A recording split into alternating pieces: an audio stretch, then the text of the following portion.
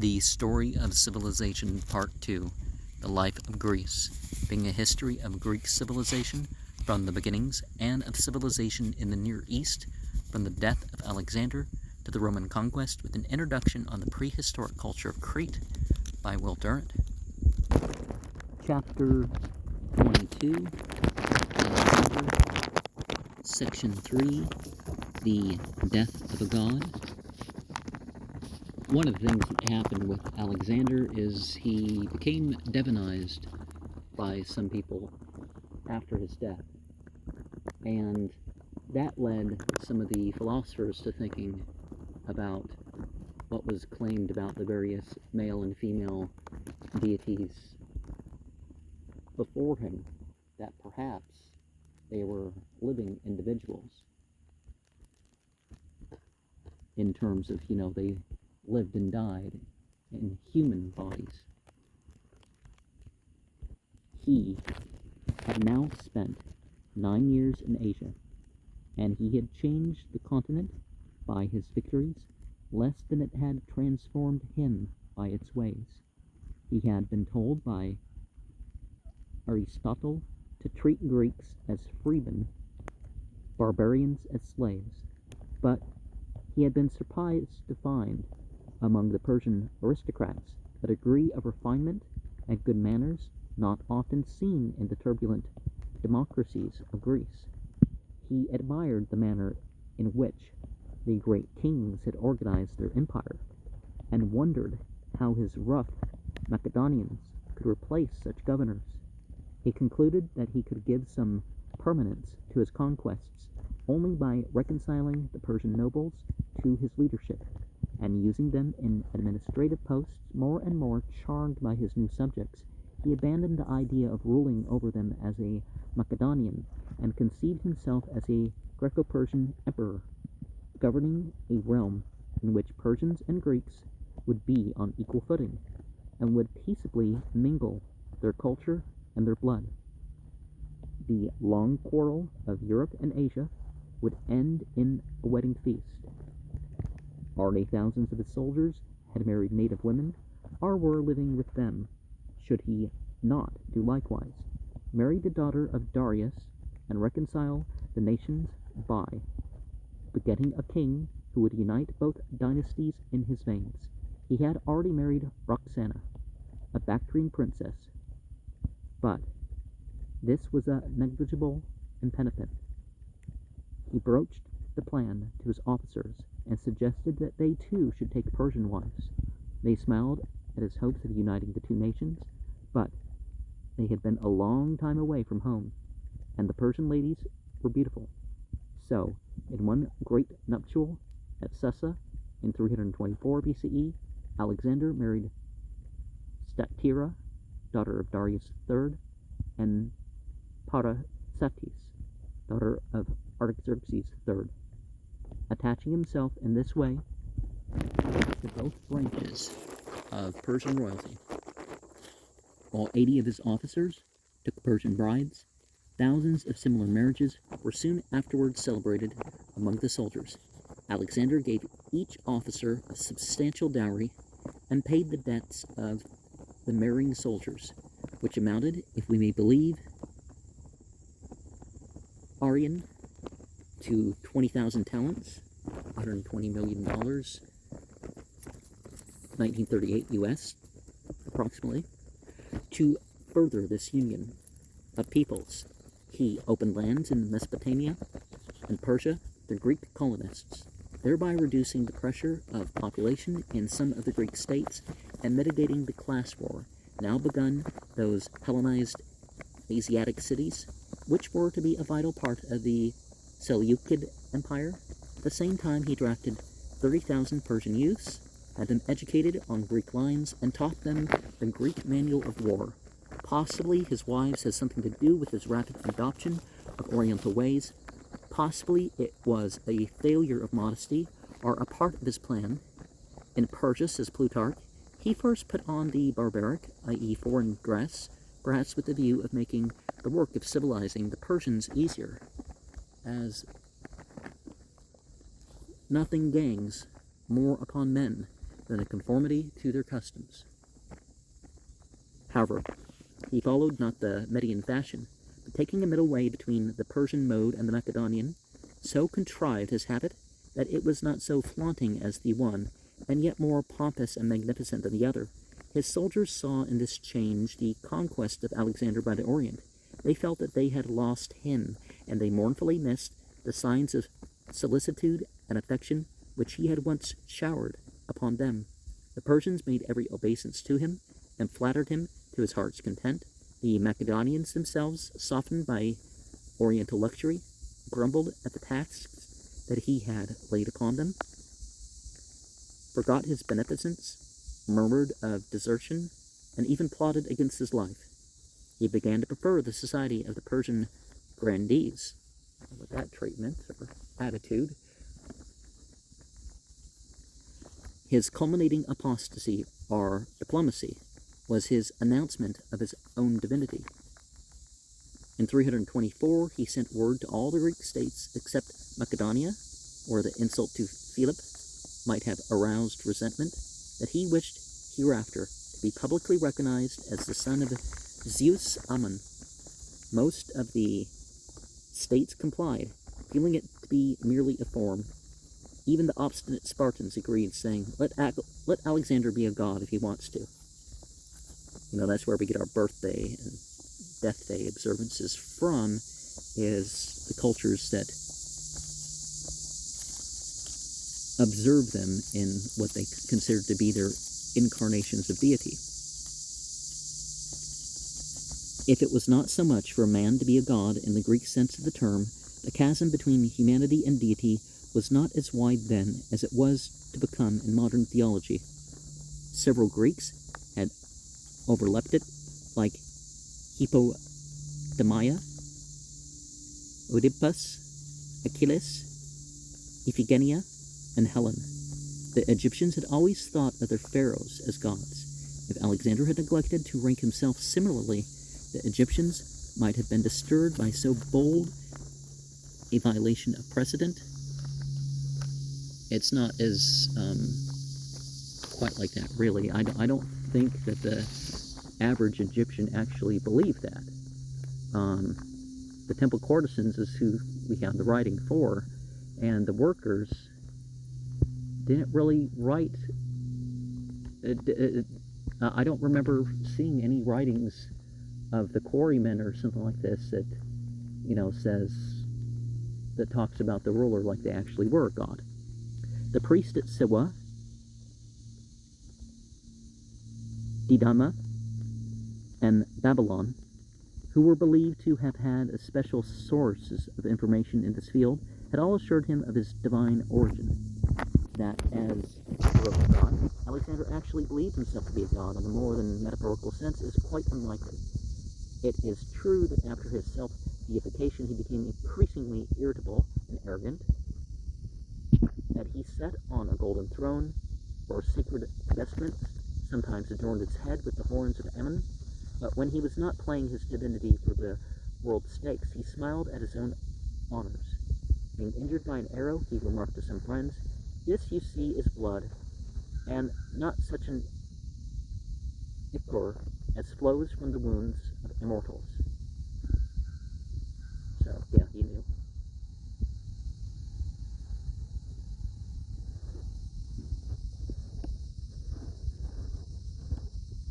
That he had not taken too seriously his mother's tale of the thunderbolt appears from his flaming anger at Attalus' imputations on his birth, and his remark about the need of sleep as distinguishing man from the gods.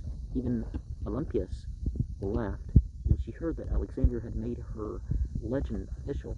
When she asked, "Will Alexander stop slandering me?" to Hera. Despite his godhead, Alexander continued to offer sacrifices to what he considered to be gods, an unheard of thing for a divinity.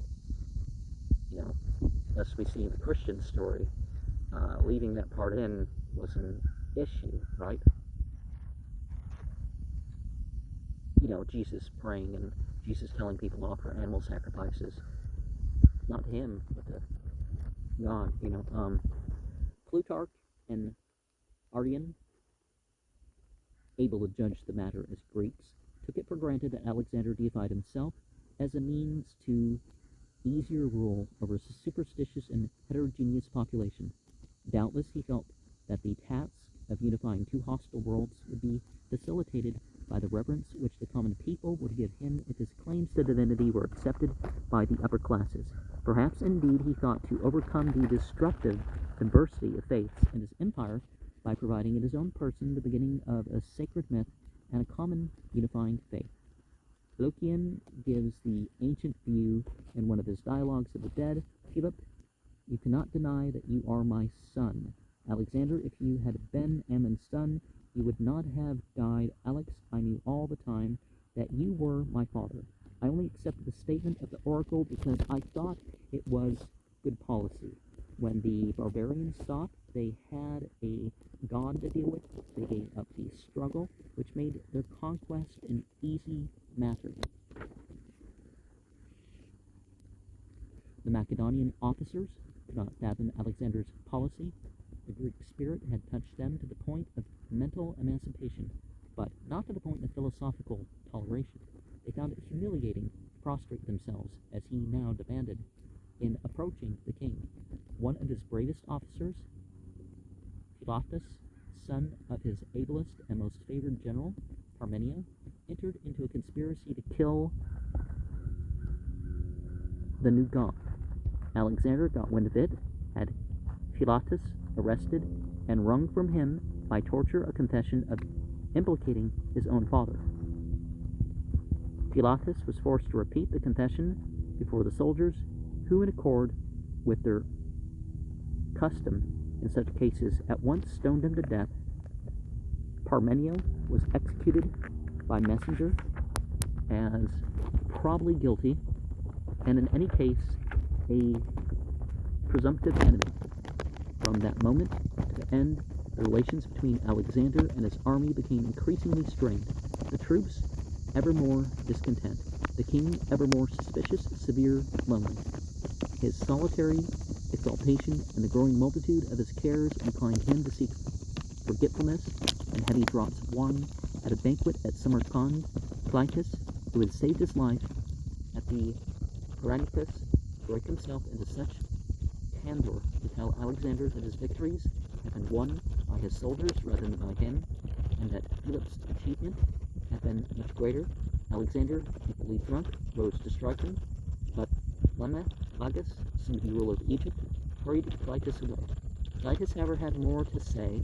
He escaped from Lemma and went back to finish his tirade.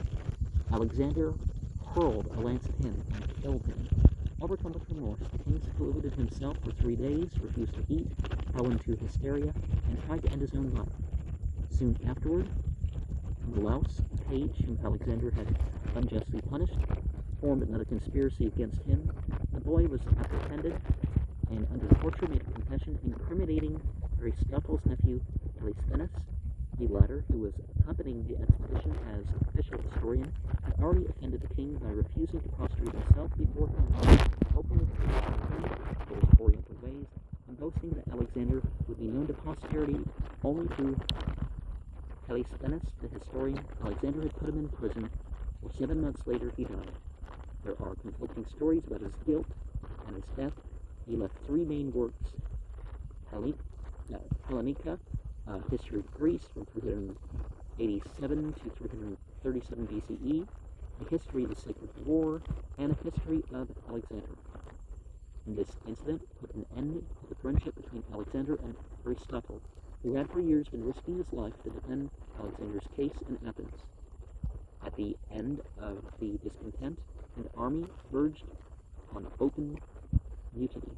When the king announced that he would send back to Macedon the oldest of the soldiers, each richly paid for his services, he was shocked to hear many muttering that he wished he would dismiss them all, since, being the god, he had no need of men to realize his purposes. Each of them, Arrian assures us, received a talent, and the older soldiers, in addition to his pay, which continued till he reached home.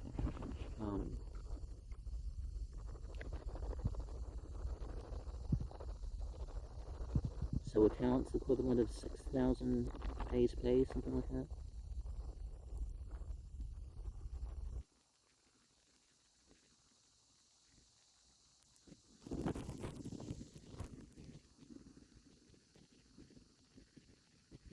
He ordered the leaders of this sedition executed, and then addressed to his troops an affecting but probably apocryphal speech in which he reminded them of all that they had done for him,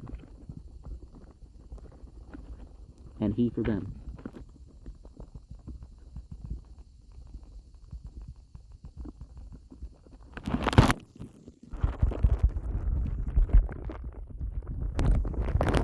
And asked,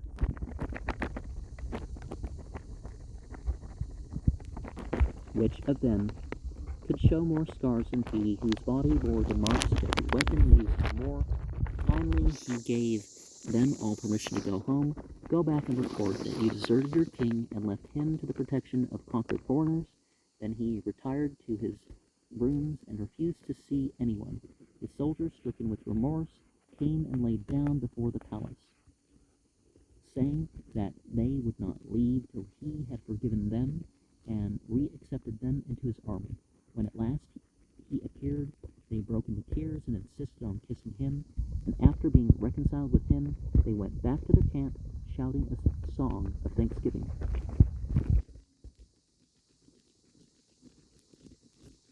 Deceived by this show of affection, Alexander dreamed now further campaigns and victories. He planned the subjugation of hidden Arabia, sent a mission to explore the Caspian regions, and thought of conquering Europe to the Pillars of Hercules, but his strong frame had been weakened by exposure and drink, and his spirit by the conspiracies of his officers and the mutinies of his men.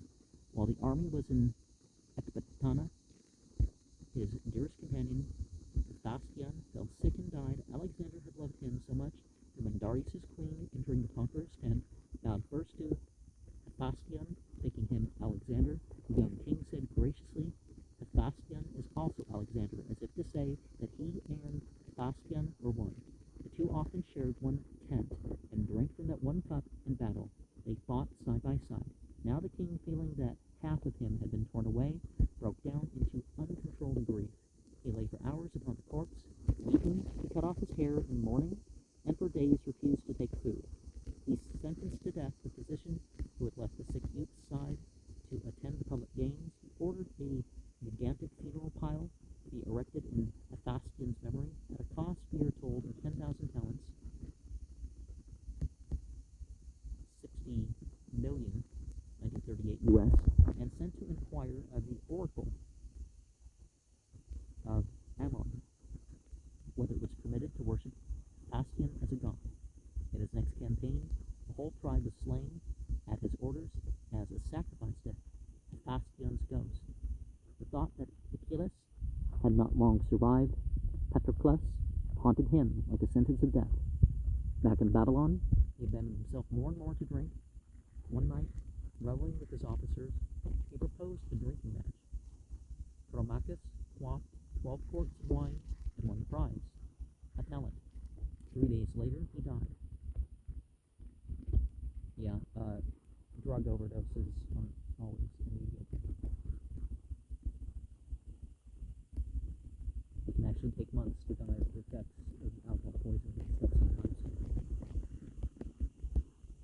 Shortly afterwards, at another banquet, Alexander drained a goblet containing 6 quarts of wine. On the next night, he drank heavily again, and cold weather suddenly setting in, he caught a fever and took to his bed. You get overheated, or you get colder, because your core temperature doesn't maintain itself as well when the person's drunk. They feel differently. A lot of things people feel differently, or they feel differently here, but not overall in a favorable way. The fever raged for 10 days, during which Alexander continued to give orders to his army and his fleet. On the 11th day he died, being in the 33rd year of his age, 323 BCE, when his generals asked him To whom he left his empire, he answered, to the strongest. Like most of the great men, he had been unable to find a successor worthy of him, and his work fell unfinished from his hands. Even so, his achievement was not only immense, but far more permanent than has usually been supposed. Acting as the agent of historical necessity, he put an end to the era of city-states, and by sacrificing a substantial measure of local freedom, created a larger system of stability and order than Europe had yet known. His conception of government as absolutism, using religion to impose peace upon diverse nations, dominated Europe until the rise of nationalism and democracy in modern times.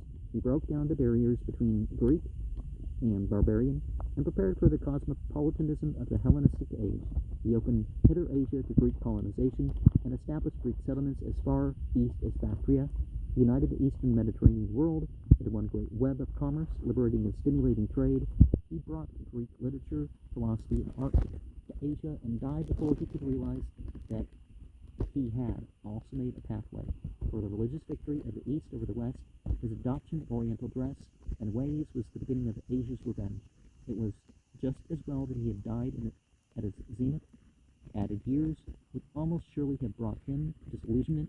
Perhaps if he had lived, he might have been deepened by defeat and suffering, and might have learned, as he was beginning, to love statesmanship more than war. That he had undertaken too much. The strain of holding his swollen realm together and watching all its parts was probably disordering his brilliant mind. Energy is only half of genius. The other half is harness, and Alexander was all energy. Hence, what I mean by he was a wand individual. We miss in him, though we have no right to expect, the calm maturity of Caesar or the subtle wisdom of Augustus. We admire him as we admire Napoleon, because he stood alone against half the world, and because he encourages us with the thought of the incredible power that lies potential in the individual soul, and we feel a natural sympathy for him, despite his superstitions and his cruelties, because we know that he was at least a generous and effective youth, as well as incomparably able and brave, that he fought against a maddening heritage of barbarism in his blood, and that through all battles and all bloodshed, he kept before his eyes the dream of bringing the light of Athens to a larger world.